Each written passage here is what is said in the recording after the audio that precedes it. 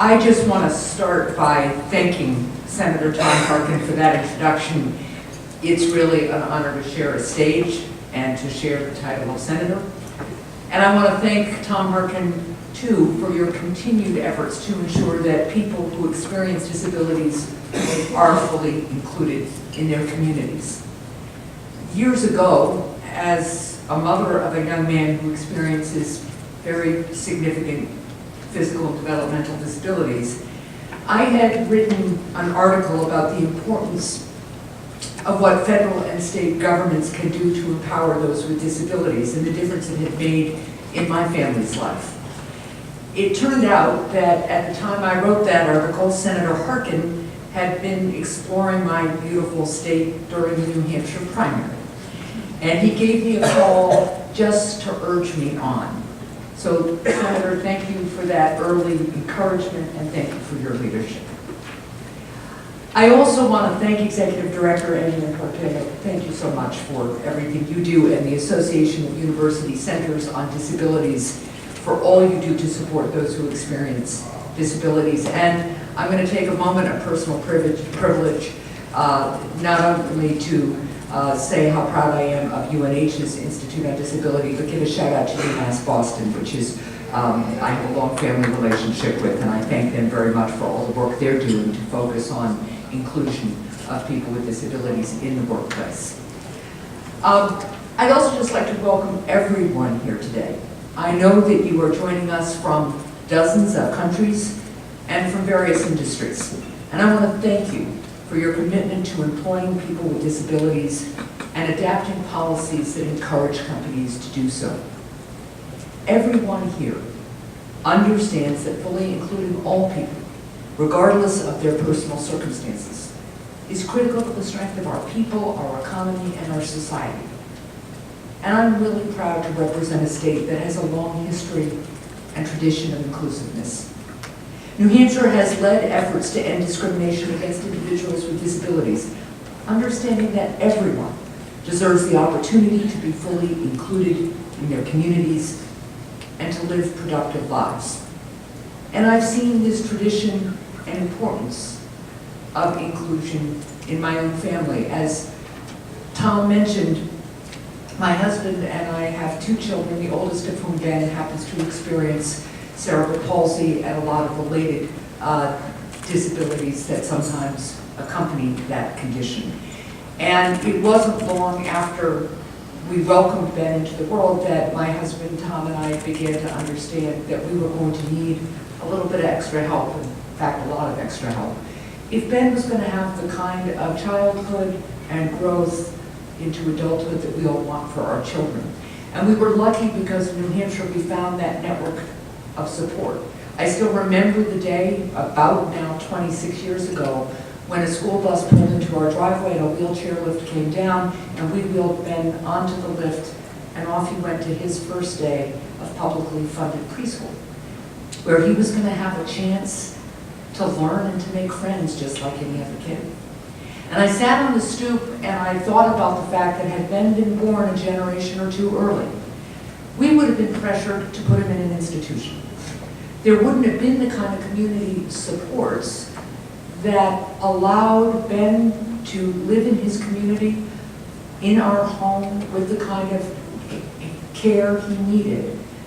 And we wouldn't have been able to feel like any other family. But we felt like any other family that day 26 years ago, sending our child off to preschool, because we were able to live like any other family. And that was the result of all the families who came before the Hassans and their champions. It took families, it took individuals with disabilities, it took lawmakers and lawyers to level the playing field and set the rules and insist that people like my son counted just as much as everybody else. Our family's story reflects the progress we can make and that we can continue so that all people are welcome and included. And it was my experience as Ben's mom that helped get me involved in public service, and it has informed my work ever since. During my time as governor of New Hampshire, I was proud to work with members of both parties, advocates, and members of our state's business community to end a practice in our state where employers were allowed to pay employees who experienced disabilities a sub-minimum wage. Now, sub-minimum wage is still allowed under federal law. But in our state, business leaders led this conversation. They really came to us and said, we don't understand why we should be allowed to pay someone less for equal work. So the legislation we passed helped strengthen our business and our businesses and our economy, and it has continued to help ensure that people who experience disabilities can achieve greater economic independence. And by being the first state in the nation to pass this kind of legislation, barring a sub-minimum wage, New Hampshire made it clear that our businesses and our state value inclusion and fairness.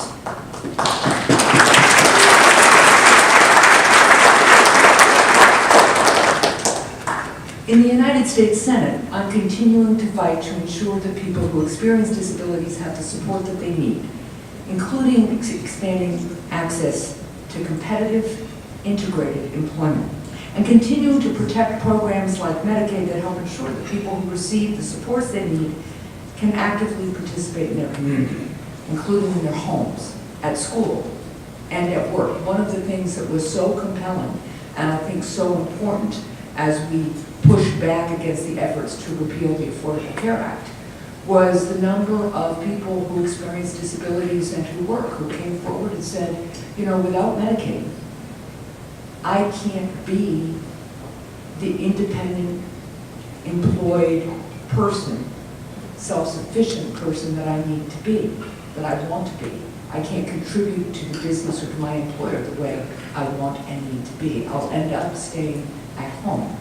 And so those voices were also critical, not just in helping us fight off the repeal efforts, but I think went a long way to helping people understand what kind of possibilities there are in employment for people who experience disabilities if they can have just a few of those supports that help them get out of the house and get to work. So I thank everybody who came out and spoke up during the repeal effort because it made a huge, huge difference.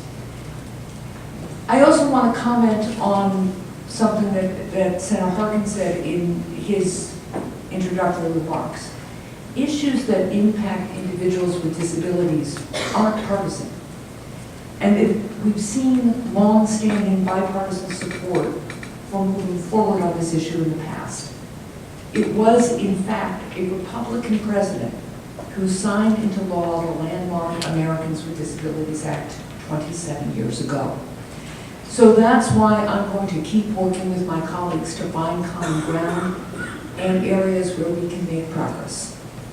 And while we do this, I want to encourage all of you to be leaders in this effort in your businesses and in your communities, to keep working to recruit, hire, retain, and promote workers who experience disabilities. Because one, it's the right thing to do, but two, because as I've learned from businesses in New Hampshire and elsewhere, businesses that are inclusive see across the board improvements, increases in participation and productivity from all of their employees.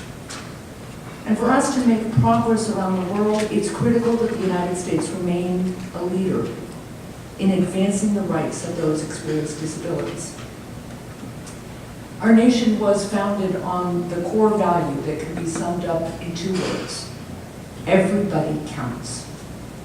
Our founders believed that when we are free to work hard and to follow our dreams no matter our circumstance, our background, our physical situation, we unleash the talent and energy of each and every one of us.